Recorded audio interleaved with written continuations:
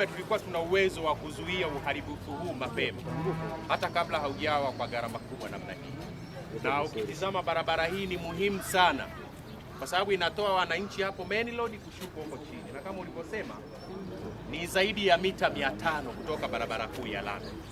Lakini nje na hiyo, barabara hii ni kiungo muhimu sana kwa sababu wananchi wote wanaotoka maeneo haya kwenda sokoni, hiki ndio kituo chao na barabara yao wanaopita.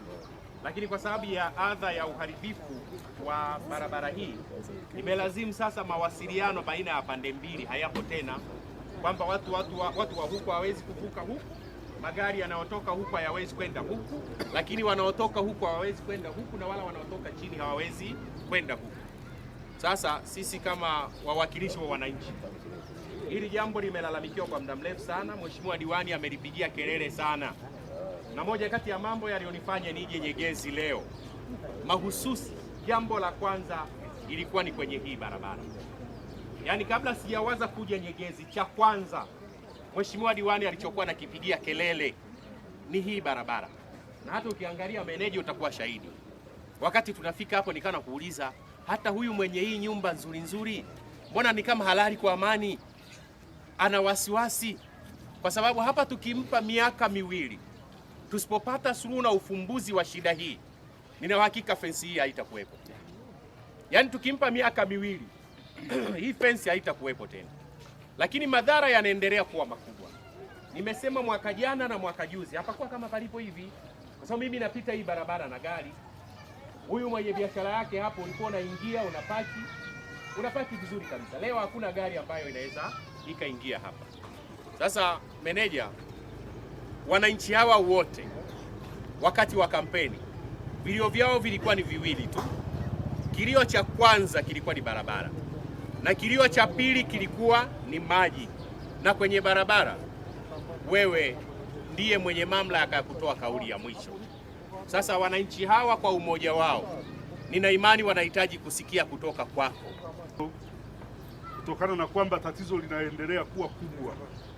Tukitoka hapa taongea na meneja wangu wa mkoa awasiliane na mtendaji mkuu wa TARURA ili turuhusiwe, kama ambavyo nilikueleza kwamba baada ya hapa naelekea Kwimba kuna tatizo pia la namna hiyo hiyo. Tutaziunganisha zote mbili pamoja na maelekezo ya kikao cha bodi ya barabara ya juzi, alafu tumuombe mtendaji mkuu kama swala la dharura, kwa sababu wakandarasi tayari tunao na mkataba tunao. Kwa tukiruhusiwa, kazi itaanza mara moja hapa ya kujenga daraja hapa na kulinda mitaro. Nyegezi oye! Jamani, si mmemsikia meneja Ndio. Kwamba wanalifahamu na walishakuja. Lakini meneja, nikwambie ukweli, wewe utakuwa shuhuda. Moja kati ya mambo nilikuomba na nikakuonesha kwa picha tunapokuja Nyegezi ilikuwa ni hili, na hata jana nilizungumza na wewe. Sasa wananchi hawa kwa kweli muda mwingine kauli za tuko kwenye mchakato tunafanya nini wamezichoka. Huo ndio uhalisia, kwa sababu ukiangalia meneja, nafahamu hukuwepo, hili jambo umelikuta lipo, lakini lilianza kidogo kidogo sana, na hata sasa tunavyozungumza madhara yake hayakuwa makubwa namna hiyo.